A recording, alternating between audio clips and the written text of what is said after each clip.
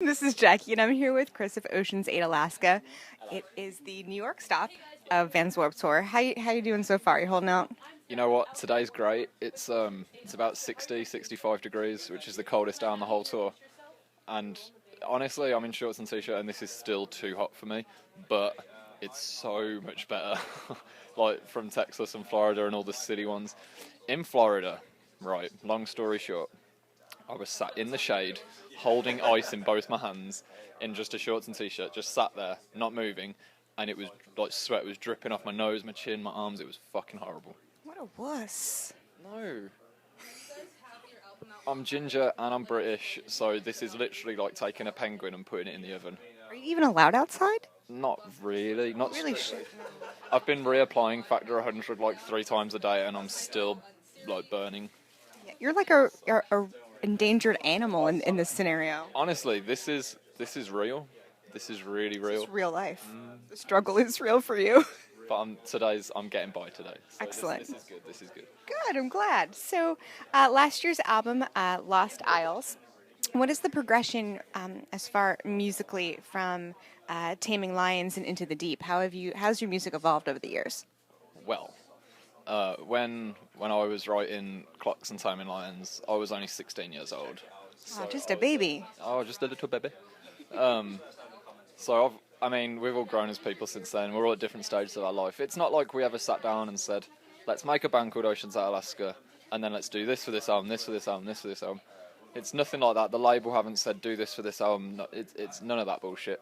It's just a case of I was 16, I didn't have bills to pay, I didn't have any real stress. I just liked these kind of bands, and that was what churned out Lost Isles. I was in a much different position in my life, different influences. I was listening to different bands, and that's what happened. And just now, like before this interview, I was writing for the next album. We've got 6 songs down now. I just started working on number 7, and again, it's not totally different. It's still Ocean's 8 Alaska, but we're all different stages of our life. Now I've got different shit to worry about, and it's just coming up with a different product again. Still us, but yeah. I would hope so. Yeah. So what are some things that are influencing your songwriting now?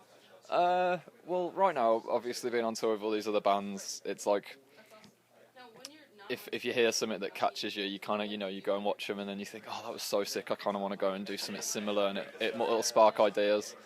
But honestly, musically, for me, when I'm writing, most of my inspiration will just come from something that happened that day. So today I'm feeling good, I'm having a good day, so I'm feeling inspired. That's why I've been writing all morning, been going hard at it. So it could be a number of things, but this album's cool so far.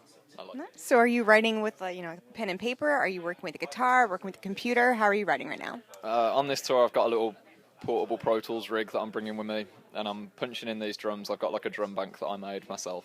It's lovely. So I'm just punching in the drums, and then we'll kind of colour it in, tracking guitars over it. I'll make all the samples, we'll move it around and kind of get everyone happy. That is the general process. So nice little portable situation you've got going on. Very nice. So how do you go about choosing your set for Warped Tour? Well, we've got a lot of music videos. I say a lot. We've got a handful of singles, a handful of music videos, and we've got 25 minutes a day. Well, we have half an hour a day, but we're very aware that the songs often get cut, and because of the way our rig works, it's just like one set. It's exactly the same length every day. So we had the choice of risking like dropping a song, or we was just like, should we just have a 25-minute set? So we did a 25-minute set, and now when bands are like freaking out, like, fuck, we got to cut a song, what do we do? Every day we're like, yeah, bitch, we're fine. Got this covered. Yeah. So in 25 minutes we can only get, 7 songs in, and it literally is just all the singles. So it was quite easy to pick. So you're going for the easy to please route.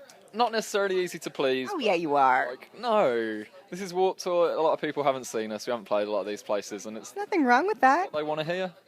Easy to please. There's nothing wrong with that. Well, we aim to please.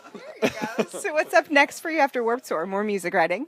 Yeah, well, we have to have this album written by the end of Warped Tour, which is why I'm going so hard. You have a deadline. So I'm just going to be writing up until the end of Warped, and then it'll be actually recording it and preparing for album number 2. We've got a couple of little tours booked up as well. I say little tours. We got a couple of tours booked up. But sorry. That was a good one. I don't think she liked that. And then, yeah, it'll just be about getting the next record out. Excellent. Stay tuned for album number 2 from Ocean's 8, Alaska. This is Jackie. Thanks to In the Key of Change and Chorus.fm.